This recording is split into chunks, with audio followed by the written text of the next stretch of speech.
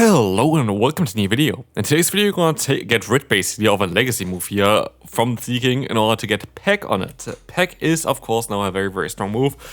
A way better move to be fair as the poison jab, which it was on it before, and now we're going to still have the coverage against grass type Pokemon with this thing, but also going to have more energy generation, which is going to allow us to get to our moves way faster, which is going to be quite a benefit, I would say. And so we're going to hop into the first battle here already. We're going to have a team that I also had in my top team video that I kind of want to try out a little bit here.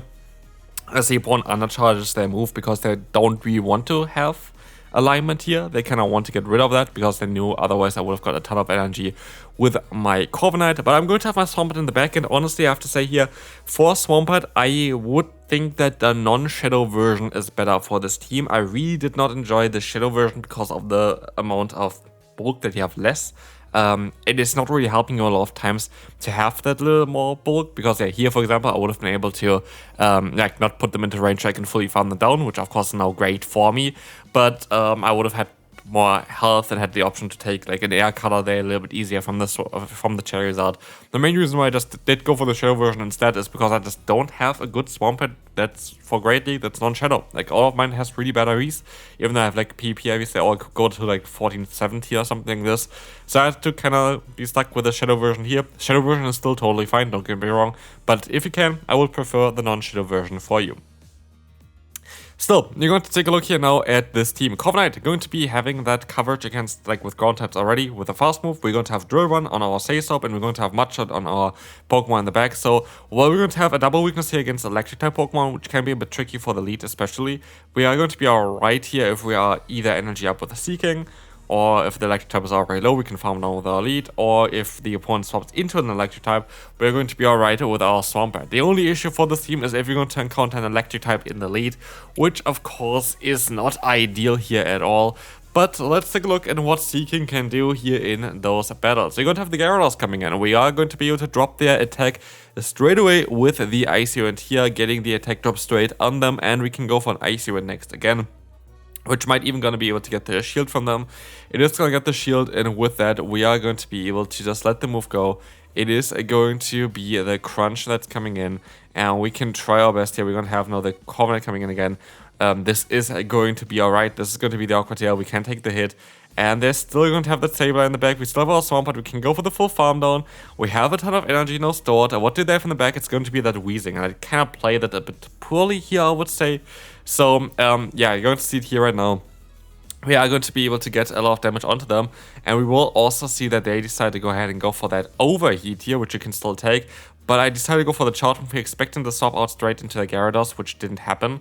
And now I also was worried that if I would swap out, I would basically lose my, Seaking here. And I was hoping I wouldn't see in Pitta. I didn't. I just misplayed this battle. I could have just farmed down the opponent's Wheezing. I would have won this one straight away. Next up, I think against the regional winner again, we are actually in really good elo range, in terms of hidden elo range apparently, because we face a lot of top tier players here. We are going to have that Marowak against us, and that's going to be a generally an alright matchup for our elite. We're going to have now the option to go for that Air Cutter, get a little bit of damage onto them. Now a Payback is going to be able to knock them out. I think it's Nighttime Clasher again, which I think I battled 4 times in last week. So yeah, shout out to you. We are basically battling each other the entire time. But yeah, we're going to have here Murkrow now up against us, which again is going to be a bit of an awkward scenario for ourselves. We can take, we can shield the Drill Peck here. We can go for the Icy Wind to drop their attack.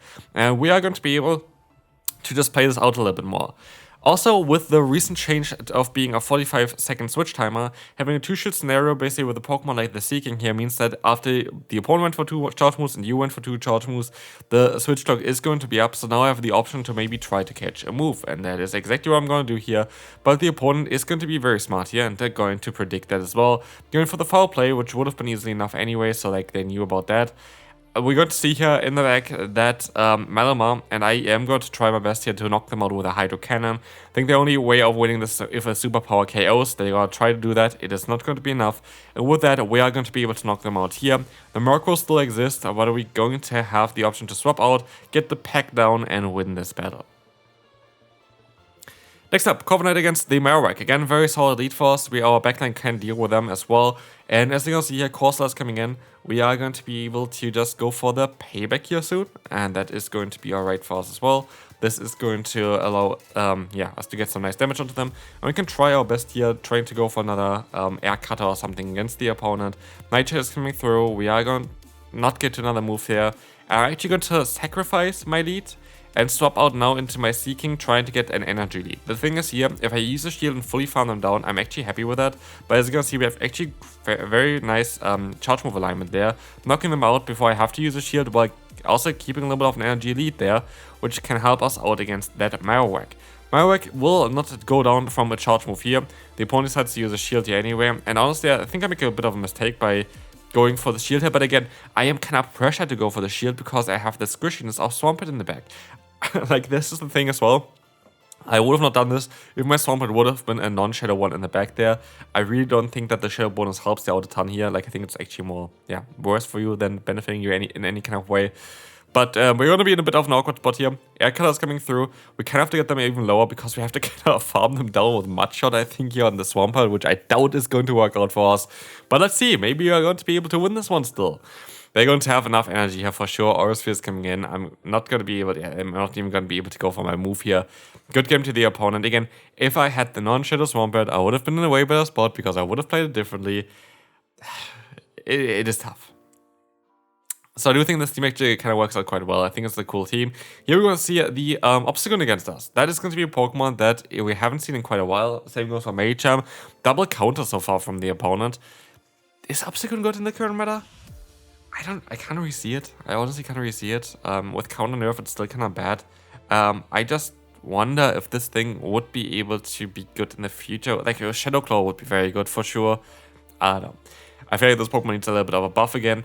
But yeah, we are going to be able to even just go for the charge move here against them, win the CMP tie, knock them out. Have still the PECK on us, which is super effective against the Medicham as well. We have the option to debuff the opponent here as well, which is going to be alright. So we are actually in a very solid spot. We got them low, we got the KO on one Pokemon, we got the attack drop here. They go quite fast to a move here, which is actually going to be a sign for the Power Punch, which is interesting. That is going to be alright. We are going to be able to now swap out into our Corviknight again, go for the Air Cutter, and Air Cutter is going to be quite nice for us, as this is going to allow us to get the KO. In comes the Vigoroth, and with a recent pacing update on Vigoroth, it's not going to be able to outspeed us over a long period of time, and I think in the two-shoot scenario, we are going to be fine here. I think we're going to be able to do enough damage against the opponent in order to, get the KO here as well soon. They cannot swap out, and I'm fairly certain, as you see as well, we're going to have the CMP tie now. We're definitely going to be able to outspeed them all the time with that, and that's going to be very good for us. We are going to be able to just let the move go here, and we're going to shield the move up, and we're just going to be able to go for another Hydro Cannon. That should be enough to knock them out from this range here. Good game to the opponent, and we can move on to the next one, where we will face the Wigglytuff, which is great, and the Morpeko, and I want to swap out earlier, but I now then decided to try to catch a move. Not too sure if this was the smartest idea ever. Oriole is coming through, it's going to do some solid damage, and they're going to outspeed me, so there's no point of me going for a charge move straight away here. There's literally no, I would have maybe outsped them there because I just didn't go straight for the move because they have Seed Bump here. But yeah, otherwise, if they had Psychic Fangs, which most people would run, they would have outsped me there. So I decided to not go for a move straight away. I am going to be able to go for a Sludge, and I'm still going to be able to reach a Sludge against that Wigglytuff, which is going to be cool. But yeah, we are still not in the best position, but we have alignment. I guess we have alignment, which is going to be cool. This is actually not the strongest matchup for our Pokemon, which is kind of funny, because we don't do super effective damage, we just do neutral damage with the Air Cutter, but they also do neutral damage with the Ice Wind, but also drop our attack guaranteed, so it's actually not the best matchup ever. It's really not, but I'm still gonna play it out. I wonder what they have in the back here, I wonder what is lurking there behind. We have the Air Cutter coming in. We're gonna get to another Air Cutter here straight away as well. That is going to be cool. In comes, again, it's going to be an attack boost actually on us, which is going to be really cool. and the Swift is coming in. That's going to be alright for us. We're going to swap out here now. We're going to be able to go get that energy elite for our next matchup. It's going to be the Dusclops. And now it's kind of showcasing on what Seaking can do, especially now with the new fast move. It's just going to be able to generate energy faster. Against Ghost type here, Poison Jab would have been resisted as well. PECK is going to be neutral, but it's just the energy generation that's so great here on this Pokemon, where we can just go for the Icy Wind spam. And eventually, especially a Pokemon like Dusclops, it's just starting to not do damage anymore. Like, this is going to be now at -2 attack. The Shadow Punch here, it is barely doing anything. We're going to be able to even debuff them further here, which allows us now to, drop them into a position where they don't really do fast move pressure either, which now allows us as well to kind of pressure them to go for a move here against our Corviknight. But as you can see, we're just going to be able to go for a charge move first anyway, knock them out, win the battle, and again, all the Icy Wind spam, it's just going to be so much fun with the Seaking. It's such a good Pokemon to run. So we're going to have a Dusclops against us here. It's kind of a guessing game here. Do we go for a bait? Do we go for the hard-hitting move? I am not too sure right now. I actually didn't really realize how many Ghost-type Pokemon we actually encountered here today. Makes it interesting maybe for some, I don't know, Dark-type Pokemon to perform a bit better here. Of course, we have Murkrow, but Murkrow, I feel like Murkrow is a little bit of an awkward Dark-type. I guess if you're on Foul Play, you kind of don't have that issue of, with Dark Pulse there being kind of slow. Maybe I should swap mine over to Foul Play as well. It makes maybe some small sense in the current meta. I like Dark Pulse just because of the damage output that it has, but Foul Play is just better for the pacing for like those Ghost types, because Ghost types are going to be very common right now. By the way, for the Show 6 Pick 3 format, there has been already some analysis as well from like some tournaments on how the meta is going to shift. And like one of the most common Pokemon, which I do think is going to be the same for the GO Battle League as well, is just going to be that Galarian Corsola. Galarian Corsola is the #1 used Pokemon currently for the Show 6 Pick 3 format, and I do think it's going to be the same here as well for this thing here as well. We're going to have the Seaking coming in, we're going to have now the Corviknight as well, going to be able to take that hit. Drill Peck is coming through, and in comes our Seaking, which is going to allow us to hopefully go for the full farm down, because I think the energy is just going to be a bit better. This is going to be the opponent going for their charge move again with that Dusclops. I do think we are gonna be screwed here because we don't have any HP left. And while it's a Marowak, I can only knock them out if I have another charge move stored straight away. And I think I'm one fast move off, which I do. And so we are going to lose this battle, and we can move on to the next opponent. Close one though. But let's take a look here at the Togetic. Togetic is going to be a Pokemon again that is going to be interesting here. This is going to be an interesting matchup for ourselves.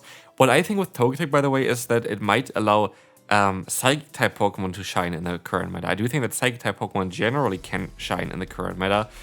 If I see the current meta that we're battling against, I actually feel like that Pokemon like even a Hypno has some potential with, the way the meta is, because Togetic itself usually runs Psychic moves with the Psyshock as well as the Aura Sphere, and a Psychic-type Pokemon would be able to then kind of hardwall that moveset there. I'm still kind of looking into like what is the best Pokemon to run against the Togetic.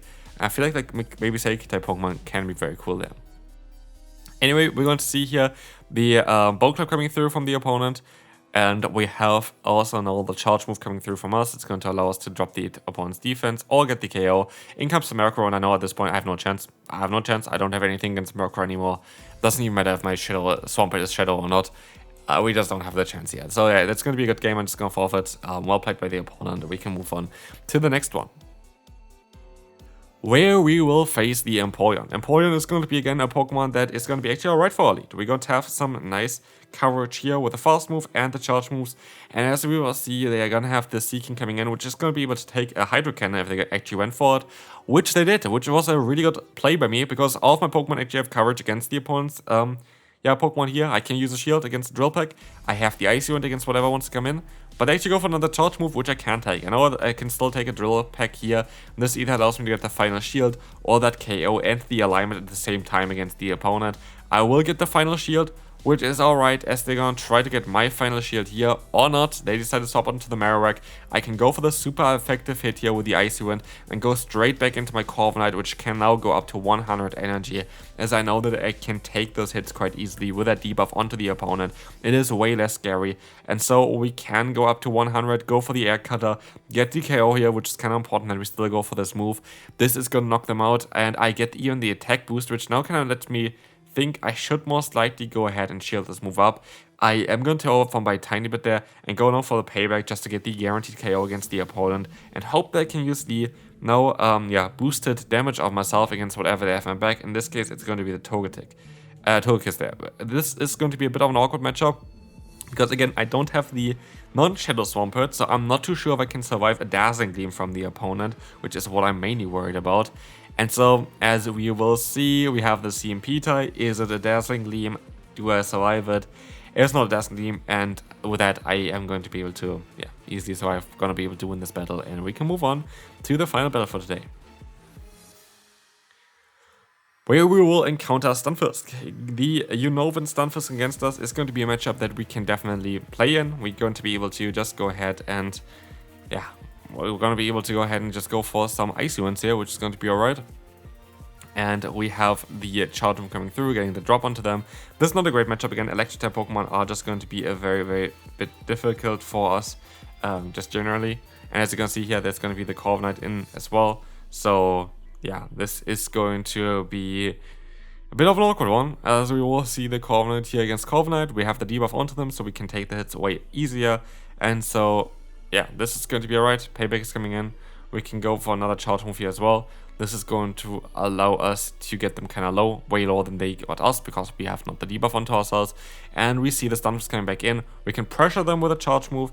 But again, here, it would be great. I know, I haven't said in the video yet, if you would have Shadows, not the Shadow Swampert here, but the non-Shadow Swampert here, because you can just take those moves a little bit easier, as we are going to be able to just go ahead and get the KO here against the opponent, but you would have not been able to take that much damage onto us. I would have been able to take the hits a bit easier here as well. I didn't need any of the damage that the Shadow bonus did here for us. It's definitely something I want to see if we have another event where we're going to have that Pokemon. I just would like to, not have the Shadow version of this, just have the normal version, because I think in the current meta it's just better. We have the Moltres in the back against us. This is going to be it for this video. Seaking is cool. I don't know if this team is perfect in the current meta, I'm honest with you there, but it was fun. Hopefully you still enjoyed this one. If you did, feel free to leave a like. Seaking with PECK is definitely a cool Pokemon to use though. And yeah, let me know down below what I should use next. See you then, bye bye.